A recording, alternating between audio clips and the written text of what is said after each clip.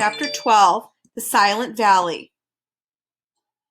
How agreeable and pleasant this valley is, thought Milo, as once again they bounced along the highway, with the humbug humming snatches of old songs to his own vast amusement, and Tock sniffing contentedly at the wind. I really can't see what Dr. Discord was so concerned about. There certainly couldn't be anything unpleasant along this road. And just as the thought crossed his mind, they passed through a heavy stone gateway, and everything was very different. At first it was difficult to tell just what had changed. It all looked the same and it all smelled the same, but for some reason nothing sounded the same. I wonder what's happened, said Milo. At least that's what he tried to say, for although his lips moved, not a sound came from his mouth. And suddenly he realized what it was, for Tock was no longer ticking, and the humbug, although happily singing, was doing so in complete silence. The wind no longer rustled the leaves, the car no longer squeaked, and the insects no longer buzzed in the fields. Not the slightest thing could be heard, and it felt as if in some mysterious way a switch had been thrown and all the sound in the world had been turned off at the same instant. The humbug, suddenly realizing what had happened, leaped to his feet in terror, and Tock worriedly checked to see if he was still keeping time. It was certainly a strange feeling to know that no matter how loudly or softly you chatted or rattled or bumped, it all came out the same way, as nothing. How dreadful, thought Milo as he slowed down the car. The three of them began to talk and shout at once, with absolutely no result, until, hardly noticing where they were going, they had driven into the midst of a large crowd of people marching along the road. Some of them were singing at the top of their non-existent voices, and the others were carrying large signs which proclaimed, "Down with silence! All quiet is no diet! It's laudable to be audible! More sound for all!" And one enormous banner stated simply, "Hear, hear." Except for these and the big brass cannon being pulled along behind, they all looked very much like the residents of any other small valley to which you've never been.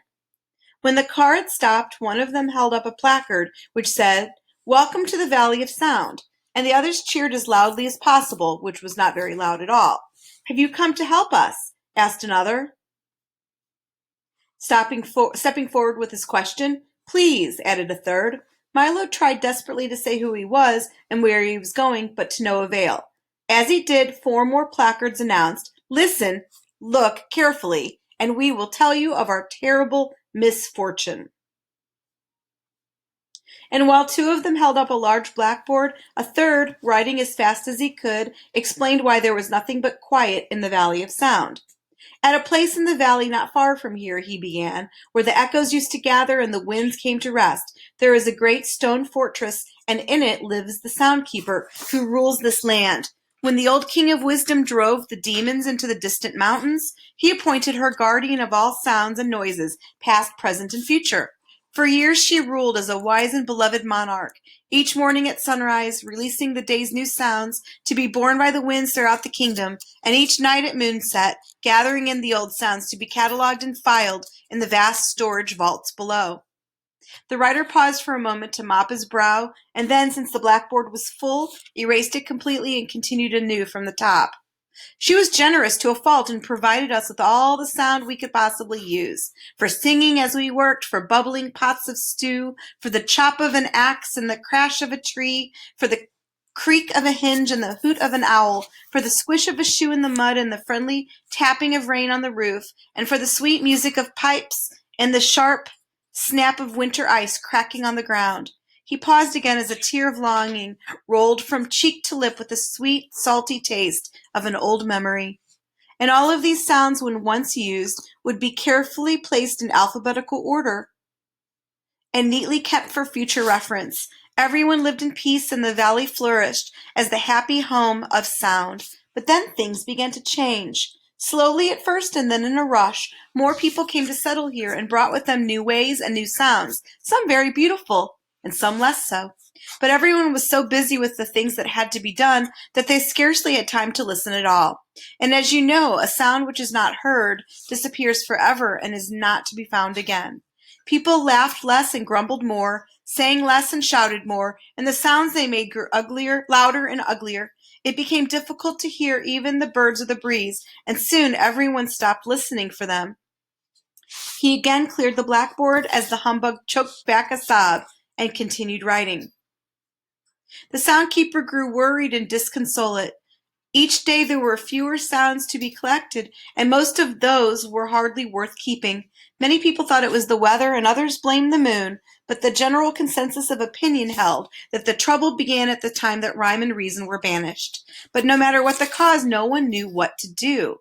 Then one day Dr. Discord appeared in the valley with his wagon of medicines and the bluish smoggy din. He made a thorough examination and promised to cure everyone of everything, and the Soundkeeper let him try. He gave several bad-tasting spoonfuls of medicine to every adult and child, and it worked, but not really as expected, for he cured everyone of everything but noise. The Soundkeeper became furious. She chased him from the valley forever and then issued the following decree. From this day forward, the Valley of Sound shall be silent. Since sound is no longer appreciated, I hereby abolish it. Please return all unused amounts to the fortress immediately. And that's the way it has been ever since, he concluded sadly. There is nothing we can do to change it, and each day new hardships are reported. A small man with his arms full of letters and messages pushed through the crowd and offered them to Milo. Milo took one which read, Dear Soundkeeper, we had a thunderstorm last week and the thunder still hasn't arrived. How long shall we wait? Yours truly, a friend. Then he took a telegram which stated, Band concert, great success, stop. When may we expect the music, stop. Now you see, continued the writer, why you must help us attack the fortress and free sound. What can I do, wrote Milo.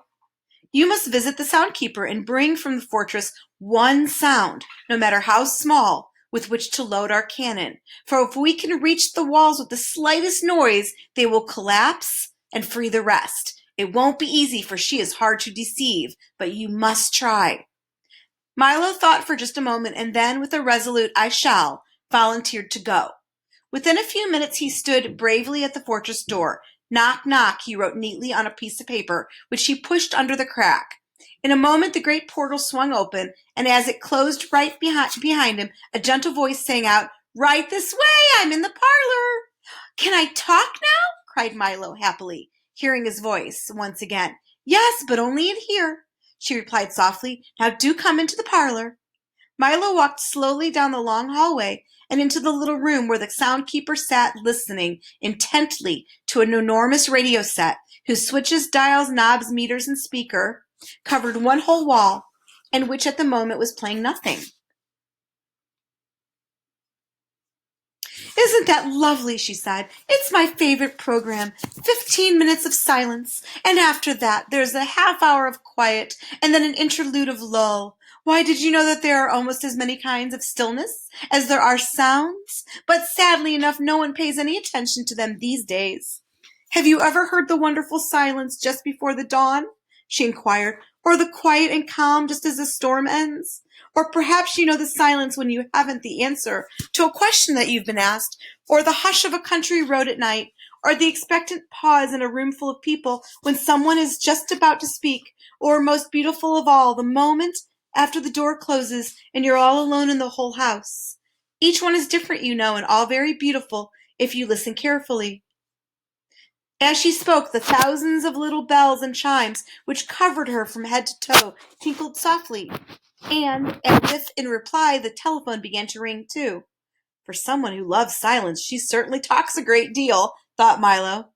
At one time I was able to listen to any sound made any place at any time, the Soundkeeper remarked, pointing towards the radio wall. But now I merely— Pardon me, interrupted Milo, as the phone continued to ring, but aren't you going to answer it? Oh, no, not in the middle of the program, she replied, and turned the silence up a little louder. But it may be important, insisted Milo. Not at all, she assured him. It's only me. It gets so lonely around here with no sounds to distribute or collect that I call myself 7 or 8 times a day just to see how I am. How are you? He asked politely.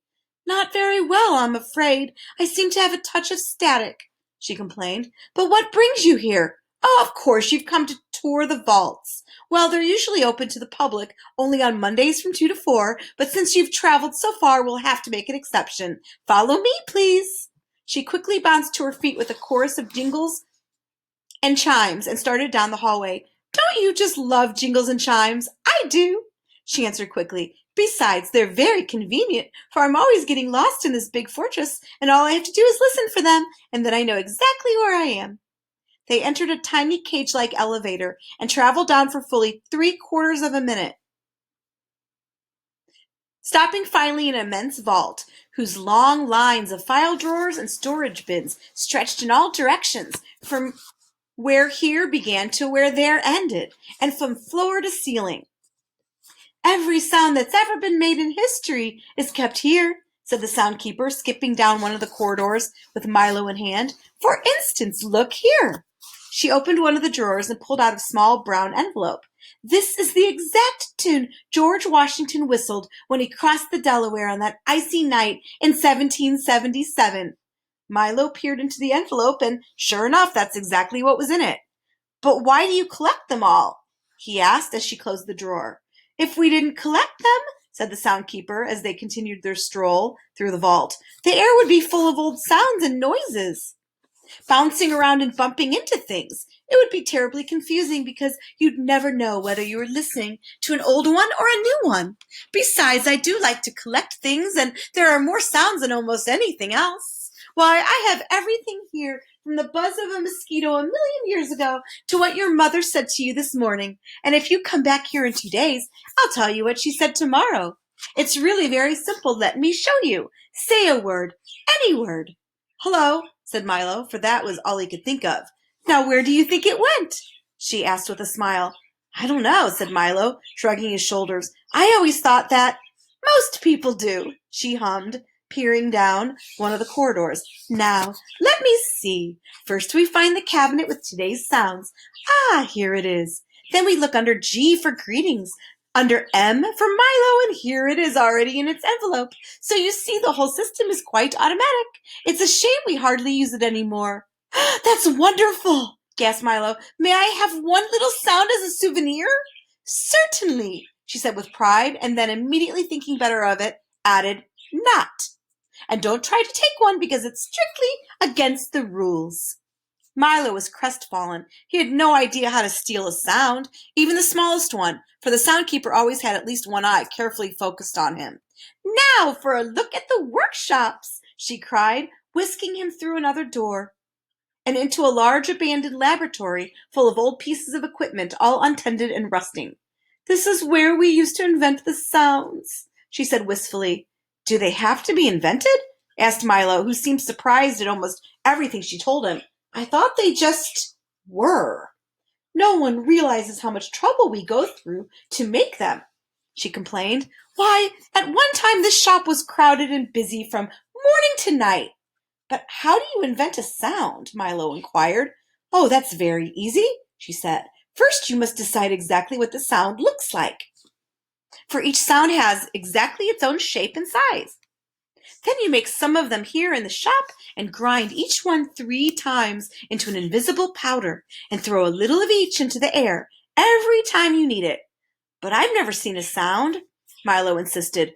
You never see them out there, she said, waving her arm in the general direction of everywhere, except every once in a while on a very cold morning when they freeze. But in here we see them all the time. Here, let me show you.